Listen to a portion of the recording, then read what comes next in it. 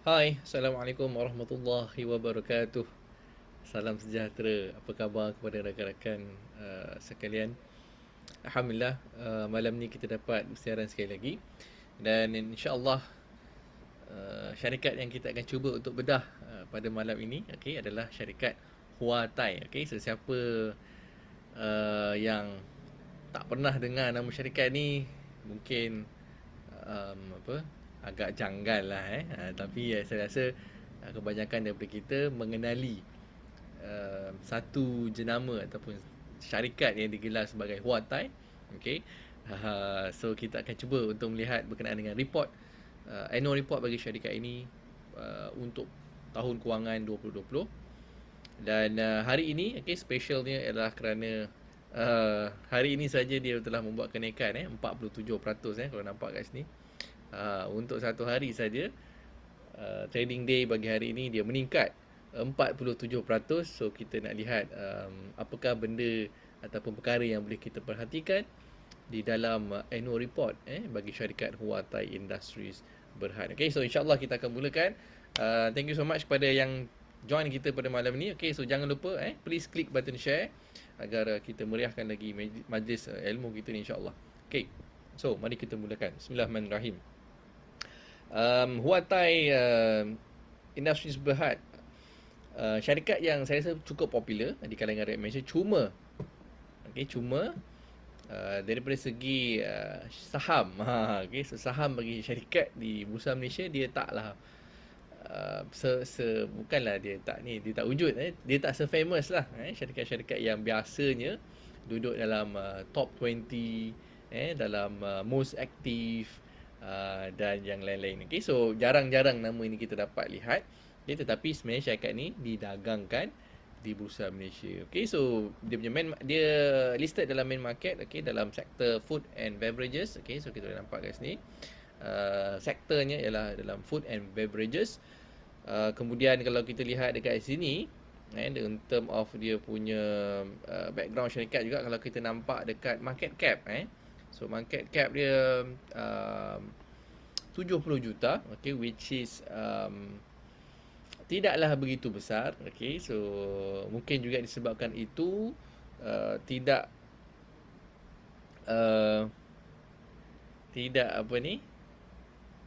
mendapat mungkin perhatian yang lebih meluas disebabkan in term of liquidity. Okay, so liquidity ni antara benda yang penting bagi fund managers. Okay, so bagi people yang membuat portfolio, sebab dia nak syarikat yang dilaburkan itu dia boleh in and out, maknanya boleh invest dan juga boleh take the profit or cut the loss at liquidity yang tinggi, kadar liquidity yang tinggi. So 70 juta tak besar sangat, dia 70 juta ni sebenarnya kecil je as compared to other company yang hundreds of millions, malah ada yang dalam billions pun ada. Okay, so dan juga share ataupun saham yang didagangkan adalah sebanyak 74.83 juta ringgit. So market cap akan berubah. Okay, so mungkin hari ini sebabkan kenaikan 47%, okay, so market cap meningkat banyak 70 juta. So sebelum ni mungkin dia lebih rendah. Okay, alright, so untuk prestasi kewangan, okay, so prestasi kewangan bagi syarikat ini dia mengikut calendar year, okay, which is ended 31st December bagi setiap tahun. Di KLC Screener kita boleh dapat data since 2002. Okay, so I think maybe dia dah prior to that, cuma data yang terkini yang selepas millennium tahun 2000 tu yang KLC Screener ni ada adalah since 2002. Okay, so untuk report yang terkini yang kita ada hanyalah untuk financial year 2020, period ending 31st December 2020, manakala untuk tahun 2020, okay, so sorry, untuk tahun 2021 masih belum dikeluarkan lagi. Alright, so jika anda tekan kat sini, okay, so view ni dia akan keluar bahagian ni. So anda boleh download dia punya report dekat sini, HWA TAI AR Annual Report 2020 bursa.pdf. Yang ni untuk corporate governance, tapi kalau nak tengok annual report, download yang ini. Okay, so bila anda tekan ni, maka dia akan keluar dia punya annual report. Okay, so kita lihat di sini data ataupun report ini dipublish di-announce ataupun dipublish kepada bursa ataupun disubmit kepada bursa pada 27 April 2021 walaupun dia period ending 31st December tahun 2020, tetapi untuk mengeluarkan report dia ada time frame yang lebih panjang so 3 bulan yang pertama selepas tutup account tu dia keluarkan untuk quarter report, okey, kemudian ada dalam 2 bulan untuk tempoh dia mengeluarkan dia punya annual report, okey. So tak termasuk extra time ataupun EOT, extension of time, yang bursa recently announced untuk syarikat-syarikat disebabkan oleh PKP, COVID dan sebagainya. So bursa ada bagi sedikit kelonggaran untuk syarikat-syarikat yang didagangkan ni in term of dia punya quarter report ataupun dia punya annual report. So dia ada tambahan masa sikit so bagi kemudahan kepada syarikat-syarikat yang didagangkan. Alright, so mari kita masuk kepada bahagian report dia. Ini muka depan nampak ada biskut lah. Okay, so kita nampak biskut, so memang syarikat biskut lah HWA TAI since 1962. Okay, 1962 saya belum lahir lah 1962 ni. Mungkin ada kalangan dalam kita ni yang dah lahir, okay, ataupun memang tarikh lahir dia 1962 ni. So HWA TAI Industries is a biscuit company company yang cukup popular dengan jenama untuk biskut especially biskut kering lah dulu masa kecil-kecil saya antara yang popular HWA TAI, Pimpong dan sebagainya tu. Biskut kering kita makan biskut kering dulu, tak ada Oreo, this kind of biskut yang ada krim-krim ni yang later datang dengan Lexus lah datang macam-macam sekarang okey. So ini report untuk tahun 2020 muka depan yang pertama, kemudian masuk pada table of content muka kedua, dan dia tak macam syarikat-syarikat yang sebelum ni kita lihat, yang mana normally selepas corporate information, okey, okey, kita sambung kat sini. Tengok dulu AGM, okey, so depan dia sambung AGM. Okey, dia masuk bahagian corporate information. Okey, so kita tengok dulu bahagian corporate information. Yang pertama kat sini ada dia punya BOD, okey, so company secretary registered office. Dekat mana? Batu Pahat dekat Batu Pahat ni. Saya selalu lalu dulu-dulu lalu kat sini depan ni. Batu Pahat. Kawasan Merchant Tongkang pecah. Okay. Alright. So corporate office di Seni Kembangan. So this is dia punya kilang lah actually dia punya register office ataupun dia punya principal business address tu, ataupun kalau lalu kat Batu Pahat tu memang kilang dia lah. Okay, dekat Tongkang lah orang panggil Tongkang pecah tu.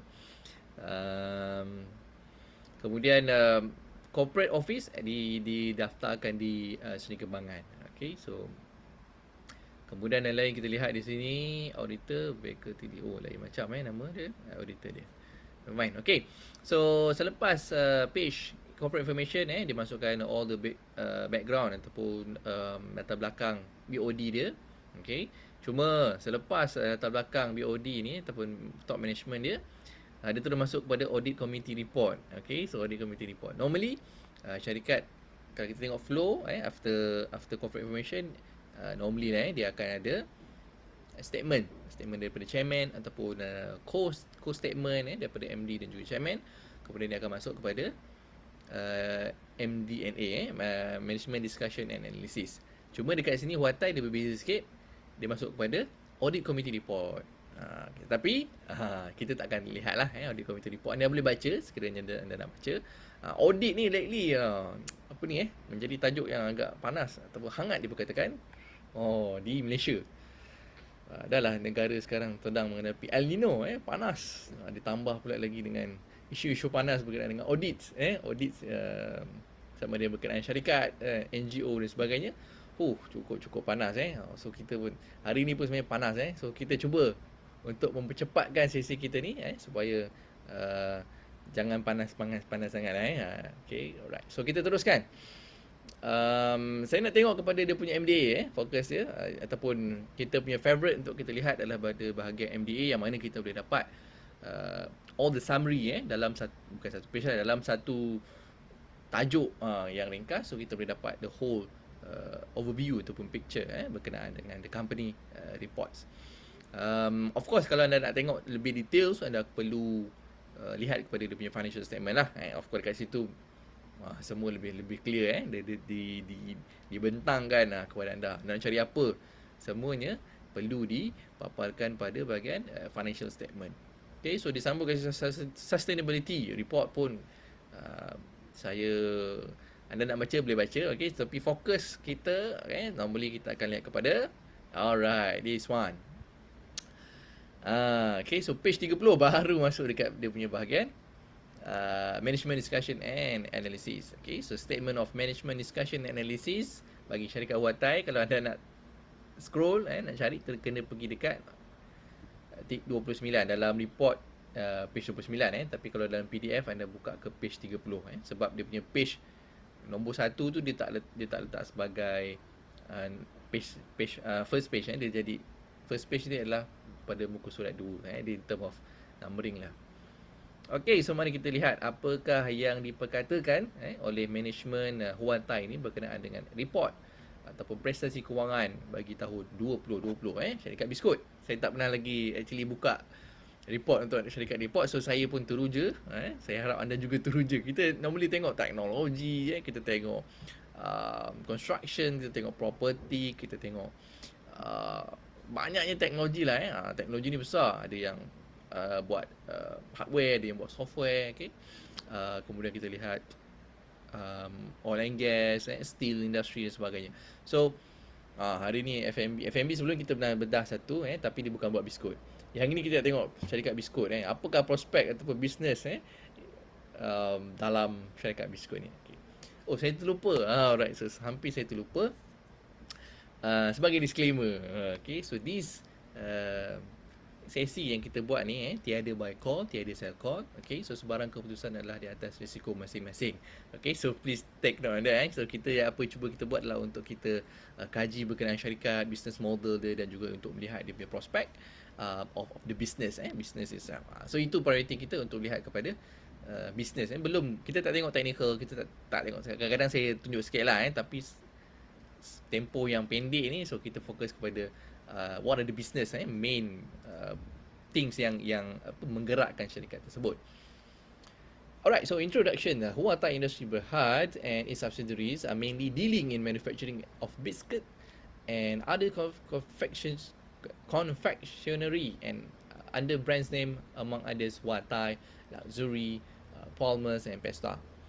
In addition, the group is involved in trading and distribution of its own products to various change of outlets and is also an original equipment manufacturer for third-party brands of biscuit.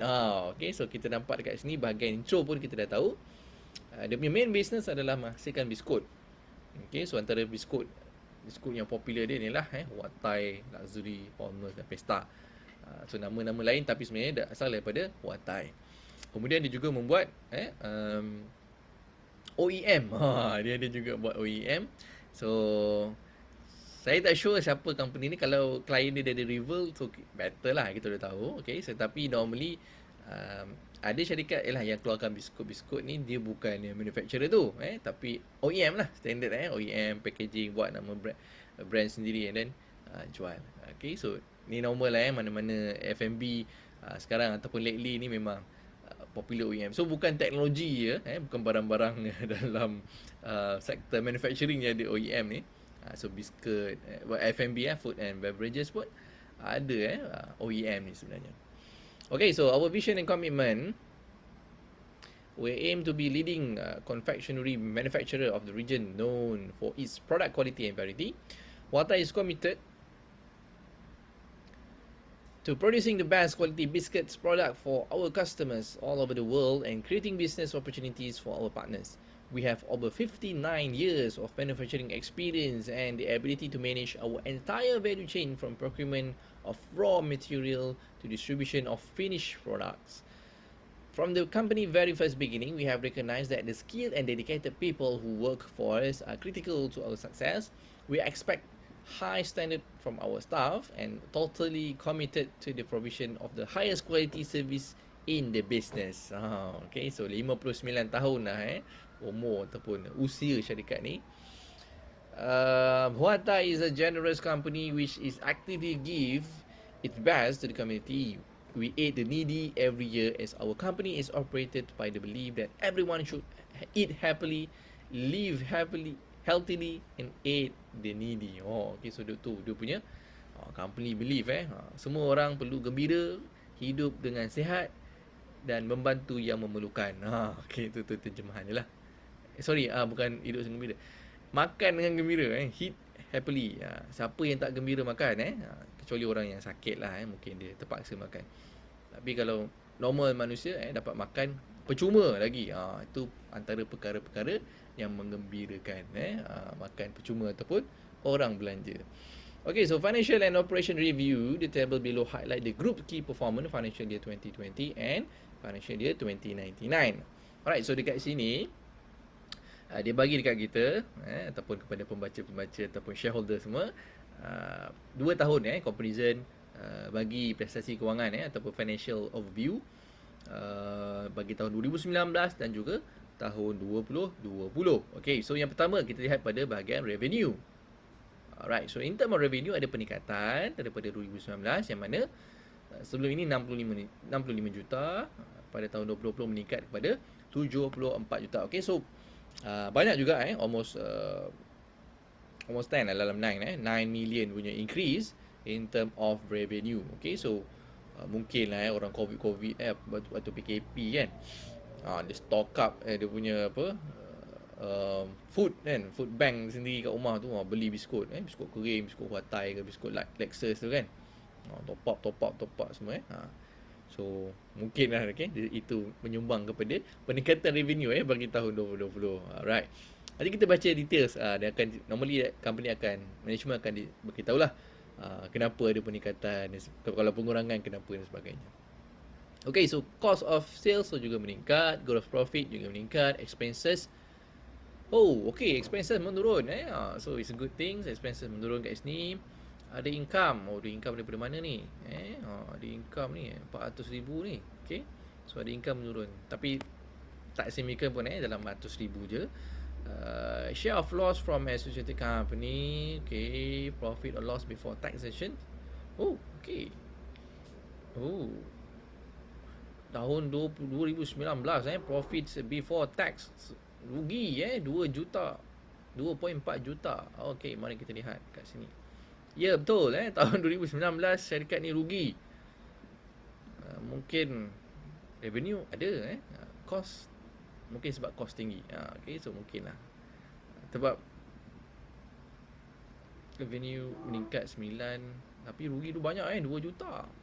Okay, so tahun 2020 dia dah kembali untung untung 1.09 juta lebih kurang 1 juta untung. So from the previous record, kelihatannya banyak juga rugi company ni. Okay. Oh, challenging juga maknanya biskut biskut industri ni sebab kat Johor ni ada lagi satu kompetitor dia dekat Johor jugalah. Ada satu pergi kilang saya akan buat biskut juga, jalan nak pergi apa misalnya nama kat bandar tu lah kat bandar tu jauh sikit. Alright, so Okay, so banyak rugi juga syarikat ni. So bukan senang nak buat bisnes biskut ni. Okay. Alright, so kita sambung dekat sini taxation. Okay, so profits for the financial year, this one. Alright, so gross profit margin. Okay, gross profitnya 30%. Normal lah. Okay. Industri F&B 30. Tapi 30 sebenarnya sikit je lah untuk F&B sebenarnya. Okay, F&B sikit lah 30 kalau construction okay lah 20-30% construction. Kalau manufacturing dalam 10 ataupun less than that.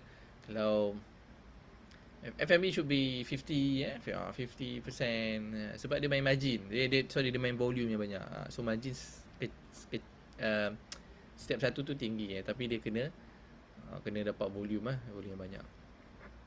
The group has recorded revenue. Okay, ni kita dah baca, kita dah tahu. The increase of revenue is mainly contributed by local market in Peninsula and East Malaysia in general trade segment as well as the modern trade segment. Oh, okay. So ada general trade dengan modern trade. Oh, okay. Alright, so kita lihat kat sini kalau dia explain further, saya pun tak tahu apa maksud tu, modern trade tu. Due to the outbreak of COVID-19 pandemic, movement control order was imposed by the Malaysian government starting 18 March 2020 to curb its spreads. Malaysians were forced to stay at home for a long period following the imposition of MCO. Social distancing and other restrictions imposed due to COVID-19 have meant people are not dining out as much as before and caused the increase in spending on groceries, including our biscuit for home consumption. Okay, so saya punya inference tadi betul andaian awal saya yang mana disebabkan MCO ni orang makan biskut lain macam banyak saya sebelum MCO memang makan biskut. So saya prefer normally biskut lah. Tapi tak adalah meningkat banyak. Cuma mungkin in between tu kan nak ngunyah-ngunyah tu adalah pertambahan sikit in term of consumption biskut. Tapi sebab orang lain ni mungkin sebelum ni dia boleh dining out pergi keluar. Kalau nak minum petang pergi Maple kan, pergi kedai kopi ke pergi mamak ke kan nak minum petang. Ataupun minum pagi ambil teh tarik kan dengan sambil roti canai ke ataupun mi goreng ke kan. So tapi sebab MCO orang tak boleh keluar rumah. Okay, so dia punya selera makan pun meningkat sebab di rumah ni kejap-kejap pergi dapur buka peti ais cari makanan. So benda yang senang tu biasa biskut lah biskut kacang-kacang ke ataupun kalau Maggi susah nak kena masak dulu kan 2 minit 3 minit kan. So biskut ni yang buka je okay terus punya kan habis buka lagi. So dekat sini ada peningkatan in term of the revenue. Pertama disumbang oleh MCO sebab people tak boleh keluar rumah tak boleh dining out. So spending pada groceries including biskut ni meningkat. Okay, so benda-benda yang ready to eat produk-produk ready to eat ni memang habis kita tengok masa first MCO dulu kan semua orang berebut-rebut beli Maggi lah, beli benda-benda groceries macam tak boleh beli dah. Macam tu lah dia punya gambarannya kan. Tapi nak gambarkan produk-produk groceries ni memang mendapat peningkatan during PKP PKP 1 ke PKP 2 ke PKP 3. Saya pun tak sedar tak sedar bila kita spend kan nampak benda-benda yang kita nak makan tu kita ambil je kan. So dulu mungkin barang keperluan je barang dapur barang basah je. Sekarang ni pergi kat lorong-lorong yang makanan ni kan. So memang sebenarnya meningkat in term of grocery spending. Alright, so dekat sini as part of an essential food sector, HWA TAI has benefited from the outbreak as HWA TAI was allowed to operate throughout the movement control order period to produce and supply the biscuit to local market. Okay, so walaupun PKP MCO banyak syarikat ataupun company tak boleh operated, tapi F&B boleh kan, masih boleh menjalankan dia punya operation. So in term of operational tak menyebabkan sebarang effect lah kepada HWA TAI. Okay, so the group returned to the black in financial year 2020, posted a profit of 1.09 million as compared to loss of 2.22 million in financial year 2019. The profit recorded in financial year 2020 is mainly due to the increase in revenue, which resulted in a higher margin from 29% to 30%. Besides efficient cost control and streamlining of resources, reversal impairment of loss. Okay, for trade receivable also form part of contribution to the achievement of the profit in financial year 2020. Okay. Alright, so dekat sini di bawah ni tunjuk the breakdown of the group revenue. Pertama export sales. Dia ada juga export kita ada tunjuk subsidiaries dia kita tahu juga ke mana negara yang dia export ni mungkin nanti ada kat bawah kita baca nanti. So in term of export sales, okay, so berkurang pun tak banyak dalam 700,000 je berkurangan dia.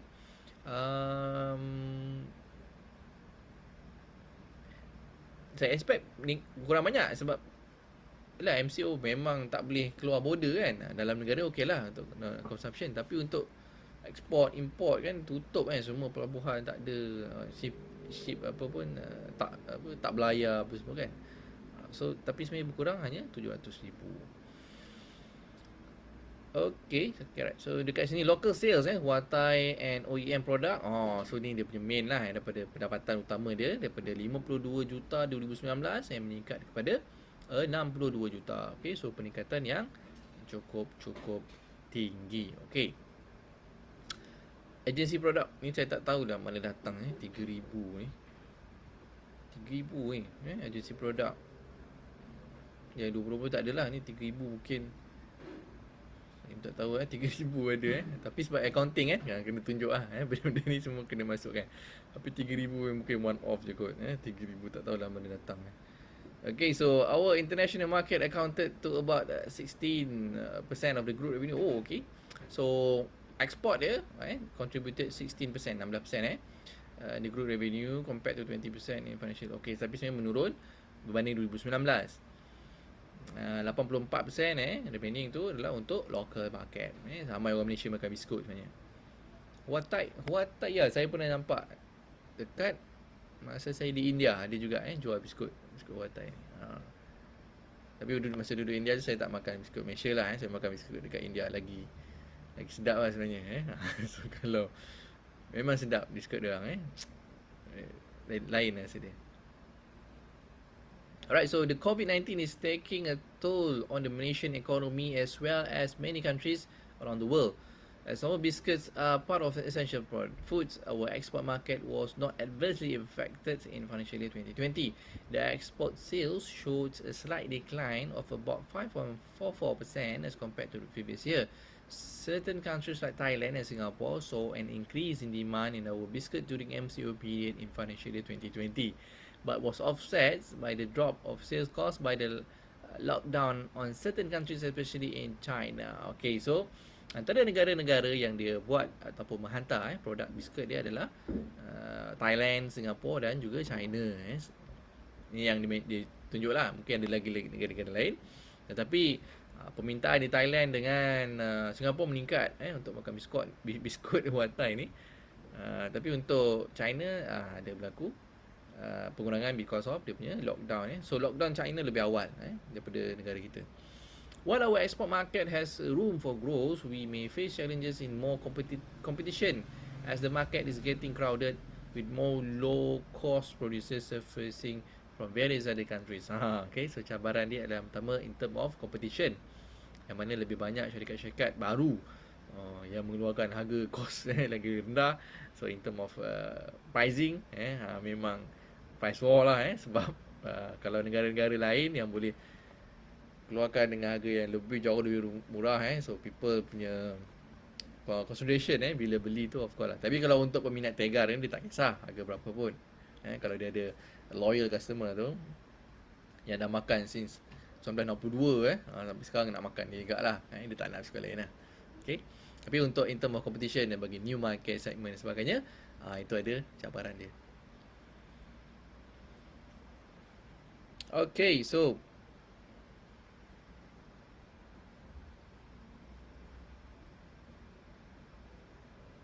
seterusnya kita sambung. Okay, financial year 2020 increase in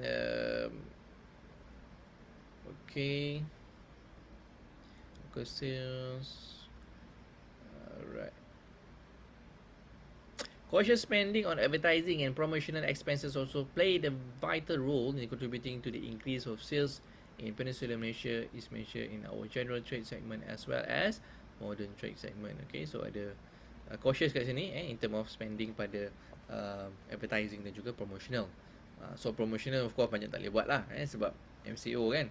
Jadi promosi mungkin dekat supermarket kan dia bagi tester kat kita. Kalau advertising mungkin dekat billboard sebanyak. So masa MCO tu kita nampak banyak lah billboard turun tak ada iklan dan sebagainya because people pun tahu orang tak lalu kat jalan, so why spending more on advertising yang berpuluh ribu dekat billboard highway tu kan. Orang pun berapa orang je lalu kat highway. So mungkin dia punya pengalihan tu iklan mungkin pada social media dalam Facebook ke Instagram ke sebagainya. To remain competitive in both international and domestic markets, distribution channel improvements, sales force efficiency and effectiveness continuous spending on advertising and promotion activities such as, among others, roadshows, price rebates, engaging promoters, gondola ends, block display, mailer supports, price contests, etc. are carried out for our products to be more attractive and competitive to consumer. Okay, so ini dia punya in term of promotional yang dibuat lah. Okay, so roadshow saya tak pasti roadshow boleh buat ke tak. Okay, tapi mungkin waktu sebelum MCO tu lah dia buat. Sebab dia punya, ingat calendar year dia adalah 1st January. So kita lockdown pada 18 March. So price rebate, okay, kemudian ada engaging promoters, gondola saya tak pasti apa, block display, mailer support dan sebagainya. Okay, normally price ni lah buat pertandingan kan. Ini yang memang ada orang suka join. So dekat bawah ni, okay, continue sikit lagi. Okay, so financial and operation reviews. Okay, so profit margin kita dah tengok tadi. The slight increase of margin was mainly due to the major fluctuation prices of sugar, flour and packaging materials, which are major cost components for our product. So ada in term of cost, ada peningkatan dari segi fluctuation fluctuate harga untuk sugar, tepung, dan juga packaging materials tu. So benda ni tepung, gula tu memang main ingredients lah, nak buat biskut. So any fluctuation terhadap dia punya raw material ni, of course akan mengganggu dia punya profitability. Okay. Moreover, there were no major movement of foreign currency exchange on our export sales, which mainly transacted in US dollar in financial year 2020. Okay. The group has incurred total expenses. Okay. The expenses were mainly from advertising and promotion expenses, staff costs, impairment loss, and trade receivable. Okay, so these expenses will also form partly from selling and distribution expenses, administration expenses, and other expenses. Okay, so other income of 0.5 million was primarily derived from reversal of impairment loss. So 500,000 tu dapat daripada impairment loss. For associated and interest earned from fixed deposit placed at financial institution for both the financial year. The group has fully provided the impairment loss. On the remaining cost of investment in our China associate company, Shandong Yingli HWA TAI Food Industry, in the financial year ended 31st December 2018, the impairment loss arose from prolonged decline in the value of investment and significant financial difficulty of the associate company. Thus, there will be no material impact on the group result irrespective of the performance of the associate neither in financial year 2020 for all coming years. Sebab impairment tu dia dah buat tahun 2018, so dia tak ada impact untuk future earnings. Should there be any evidence which indicate that the performance of the associated company is or will be better than expected, the group will expect a write back on of this impairment.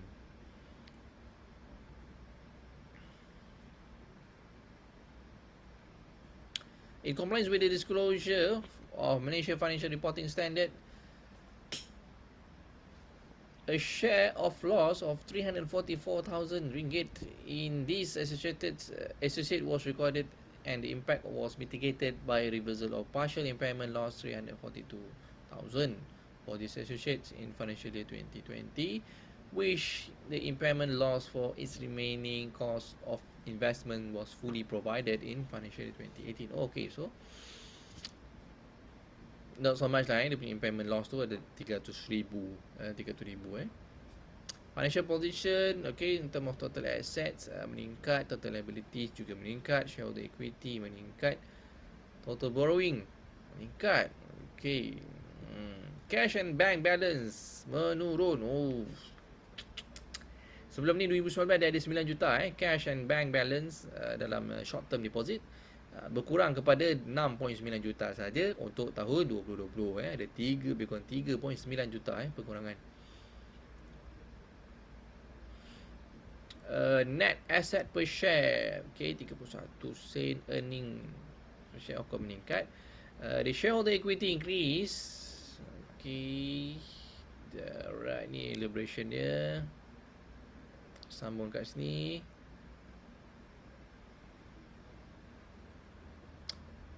Okay.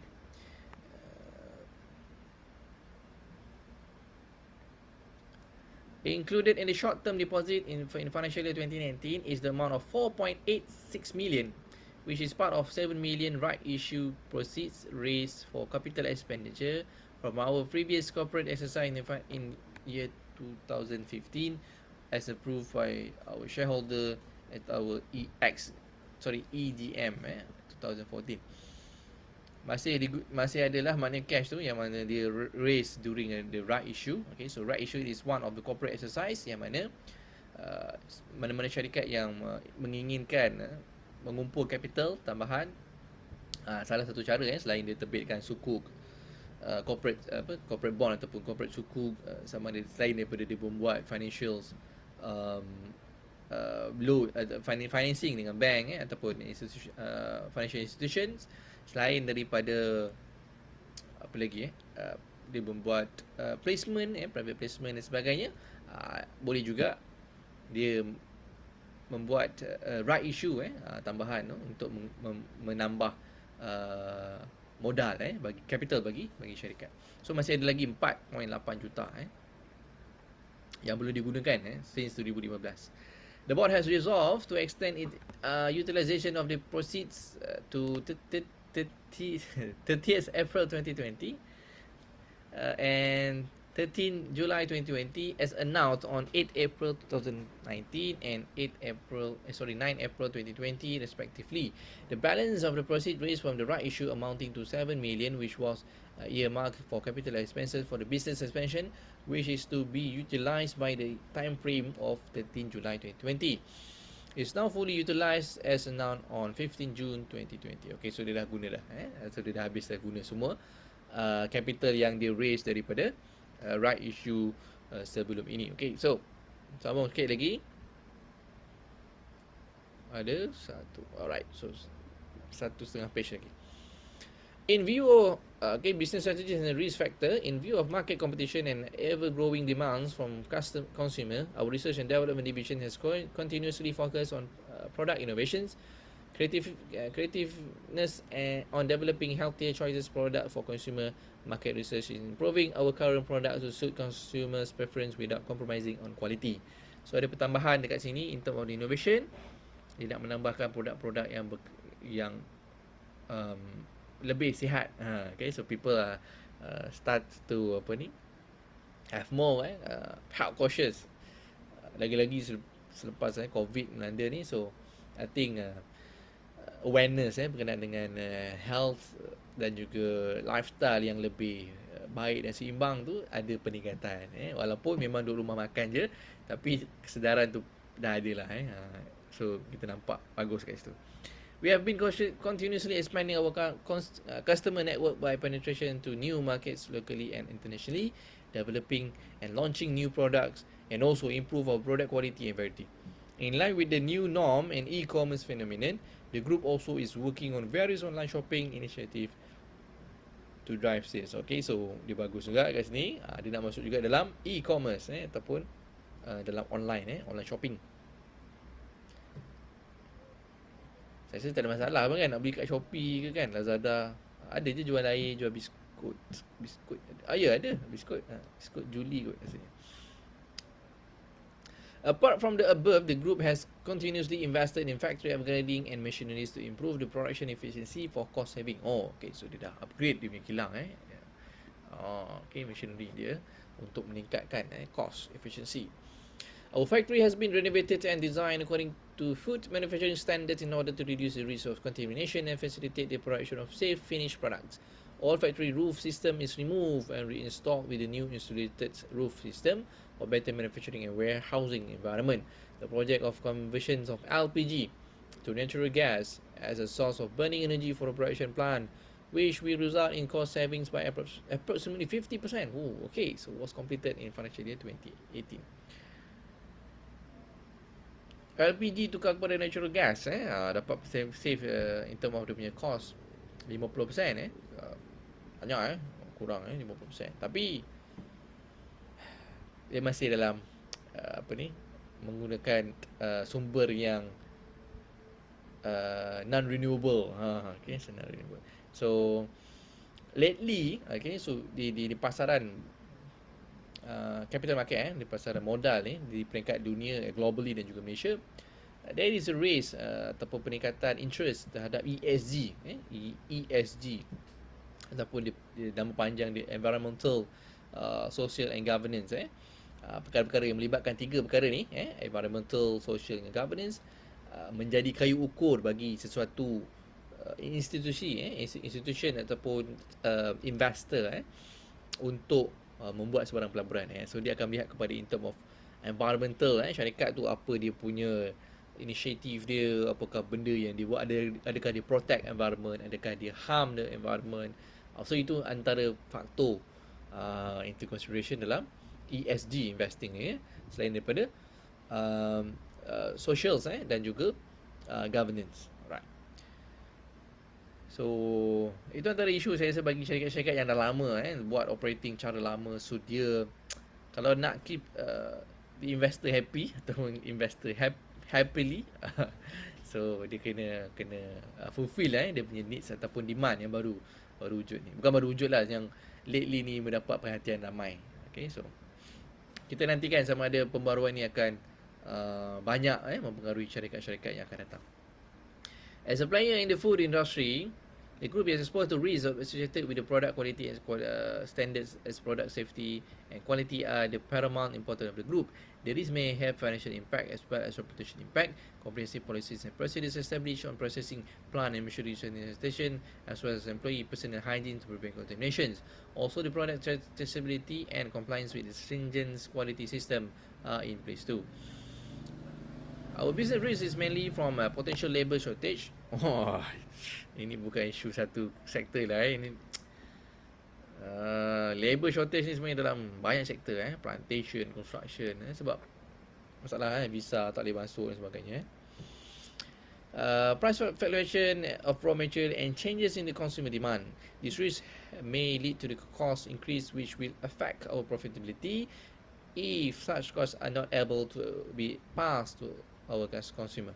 To mitigate this risk, our management have taken steps such as remaining flexible in sourcing raw material and packaging material from different suppliers to ensure our group is not overly dependent on a single supplier without compromising its product quality. Also, to acquire advanced machineries and improve plant automation to be less dependent on labor.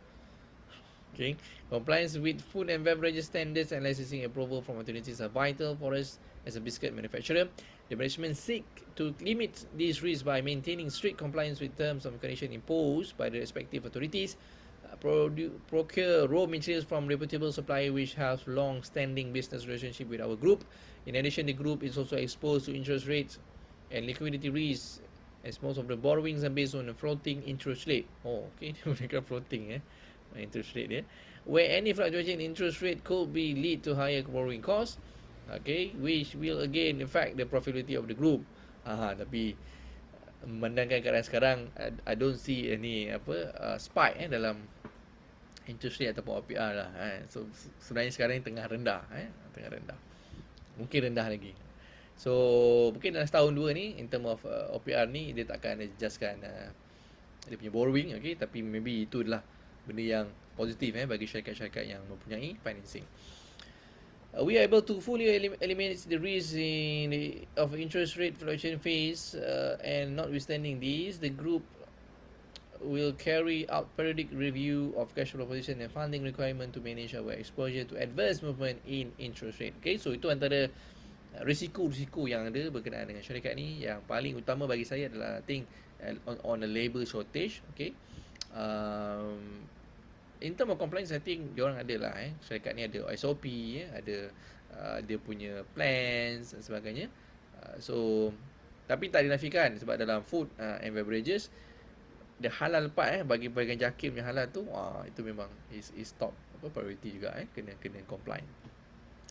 Okay, so interest rate, I don't see dalam tahun 2 ni dia akan really ada spike.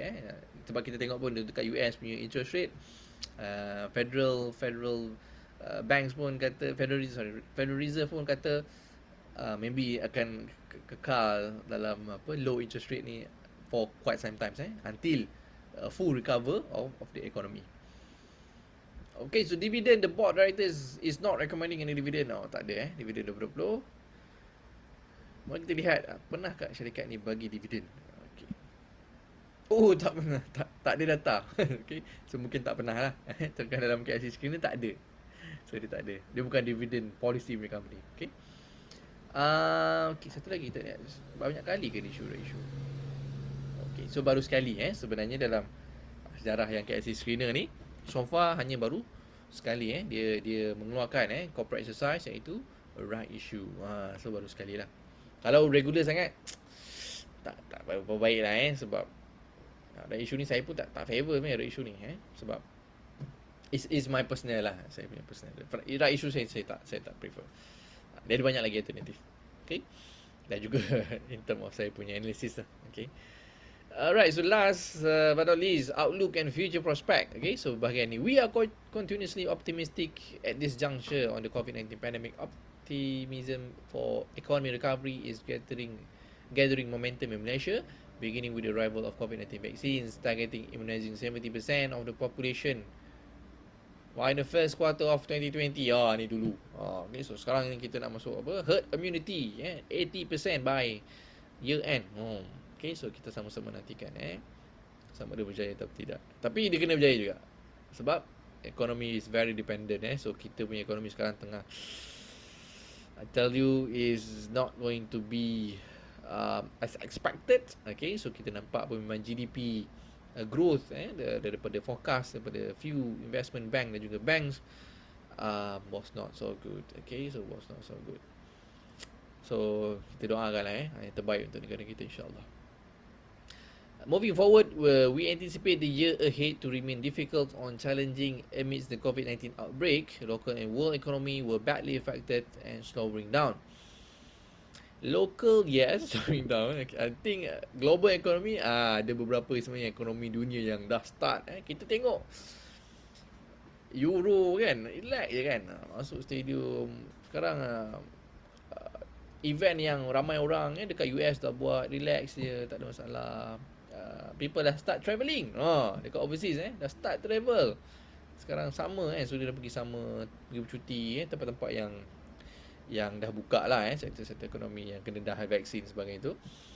So it's not really slowing down lah. So negara kita mungkin slowing down, but there are few countries globally yang dah start dia pick up dia punya recovery mode tu dah dapat dia momentum dah pun so money is flowing in the system, in the market is good, dan we hope Malaysia juga akan start rolling into the momentum. Volatility of ringgit Malaysia, no comment against major foreign currency and the impact on volatile raw materials and packaging material costs. Kalau benda import ni masalah sikit lah so ringgit kita ni memang still rendah lagi lah okay, so it's very challenging.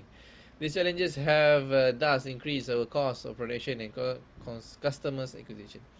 We will constantly focus on improving the group performance through the implementation of proactive measures.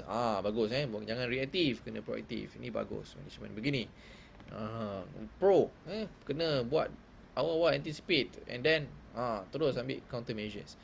The innovation of product portfolio and broadening of our distributor network, enhancing our brand recognition and product varieties for new business opportunities, cost rationalization, streamlining of resources, and the enhancement of operational efficiency. Okay, so ini kita nak tengok benda-benda macam ni kita tengok daripada management. Jangan cakap economy challenging, kita tak boleh nak buat apa, so kita harap yang terbaik. Macam tu. Management kena meyakinkan investor apa dia nak buat, macam mana tindakan dia, apa stand dia. Kalau investor confident, barulah dia invest kan. Kalau investor pun tengok betul ke management macam ni kan, so dia ada was-was kat situ was-was. So was-was ni daripada syaitan. Okay, so salingan. So bagus dia proaktif dan juga dia dah ada dia punya strategi ke mana dia nak penetrate. Tapi macam banyak sangat ni saya macam challenging juga kalau banyak sangat benda. Kalau ada 3 ke 5 okey lah, boleh execute. Kalau macam ni 1, 2 banyak lah banyak betul ni. Tapi bagus lah kalau ada cadangan. Yang penting kena buat lah plan. Kalau tak ada execution it's just a plan lah. Okay, tapi bagus, dia dah take note on the risk, dia tahu apa benda measures dia nak taken. So it's good for the company. Alright, so I think that's all. Okay, untuk today. Panjang juga hari ni hampir sejam. Okay. Alright, so thank you so much for attending. Okay, so for joining today untuk kita review syarikat HWA TAI. So bonus sikit siapa yang stay tune sampai hujung ni, saya bagi sikit. Bukan saya bagi, saya tengok sikit dia punya chart. Saya terbuka tadi kita tengok all time high. Syarikat ni dulu memang kayangan harga mahal dulu RM3 dulu RM2 pernah naik ni shooting star, betul-betul shooting star.